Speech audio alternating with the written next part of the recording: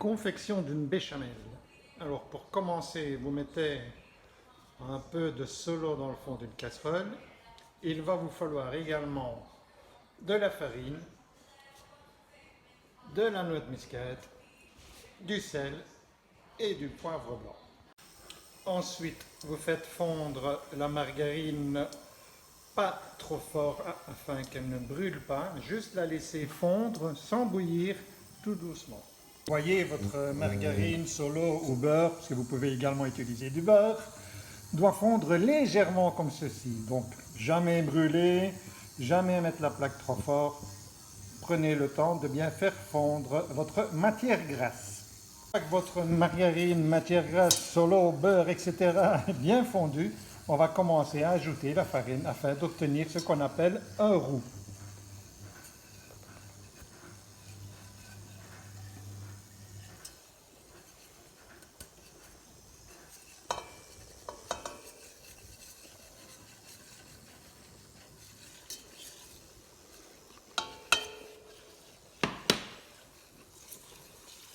Vous voyez, il y a une coloration qui se fait avec la farine et la solo.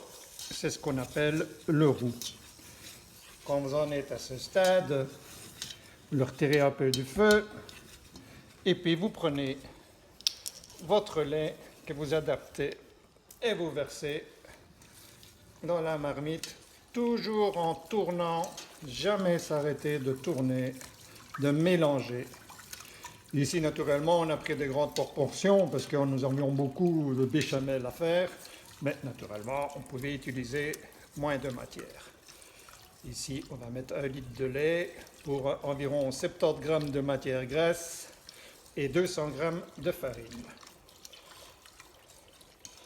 Voilà, le lait est dedans. On ne va pas cesser de tourner afin de délayer tout ce qui est le roux et obtenir ainsi notre béchamel.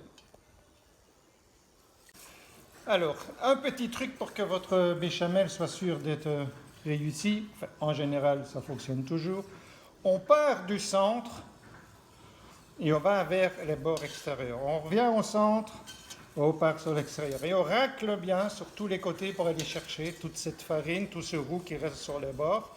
On revient au centre et on continue. Là, sur la puissance du feu, on peut l'augmenter jusqu'à 6-7. Même sur la fin, on pourra avoir une petite ébullition suivant la consistance que l'on veut avoir à la béchamel, liquide, un peu plus épaisse. Mais ne jamais arrêter de tourner centre-côté, centre-côté. Voilà, on va continuer comme ça et on va reprendre dans quelques instants pour vous montrer l'état de la béchamel après quelques minutes. Vous voyez, bon, la béchamel n'est pas encore prise, hein, elle est toujours assez liquide, mais on peut déjà ajouter les épices, c'est-à-dire 2 bonnes pincées de noix de muscade, un peu de sel, et naturellement un peu de poivre, et on reprend du centre vers l'extérieur jusqu'à ce que la béchamel commence à s'épaissir. Ça peut prendre du temps, hein, suivant le volume, c'est plus ou moins 5 bonnes minutes. Hein.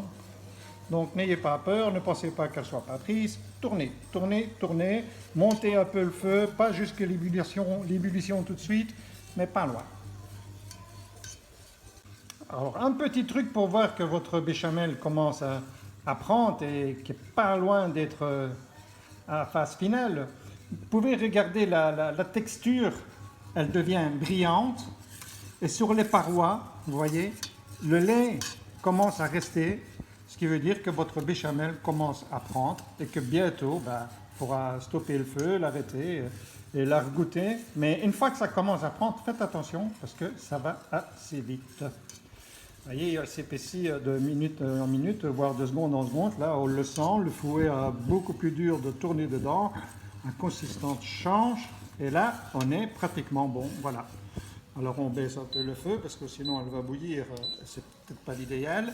Là, on est bon. On a une béchamel. Et là, bon, vous la goûtez, vous la réassaisonnez à votre manière. Voilà. C'était la béchamel. Alors, donc, on a vu l'étape de la béchamel. juste la sauce béchamel pour agrémenter un chou-fleur ou autre. Et ici, comme vous l'avez souvent demandé, vous allez voir la recette des fameuses boulettes apéritives. Donc, ce que j'ai fait avec ma béchamel en plus de tout à l'heure, je l'ai laissé encore épaissir tout en tournant tout le temps et augmentant un tout petit peu le feu sans laisser bouillir. Alors, pour les boulettes apéritives, c'est pas très compliqué. Une fois qu'on a notre béchamel, on va même stopper le feu et on va incorporer, ici dans mon cas, c'est 300 g de fromage, mais là c'est pour une cinquantaine de boulettes. Hein. Donc on met notre fromage,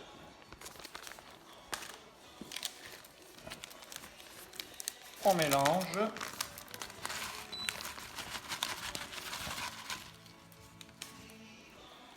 bien faire rentrer le fromage dans la béchamel.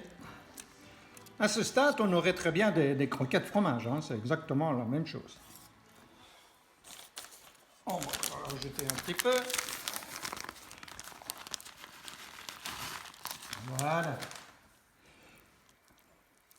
Alors, le fromage. Et une fois qu'il est pratiquement fondu dans la béchamel, on va aller chercher notre serrano qu'on a bien coupé, bien émietté, et tout simplement, on va le vider dans la marmite. Voilà. Bien sûr, nous continuons à tourner.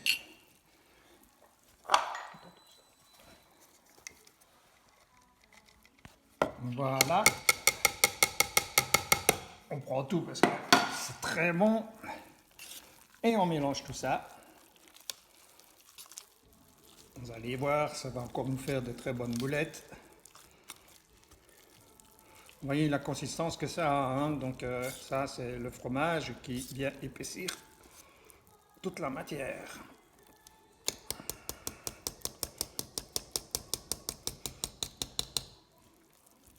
On mélange bien l'ensemble, c'est bien dur, hein? Il faut des muscles. N'est-ce pas Florence? Et on tourne. Et à ce stade, écoutez, c'est très facile.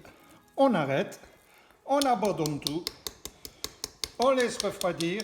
Quand la casserole est froide, on la met 2 heures au congélateur. Et puis on revient à la suite pour les petites boulettes.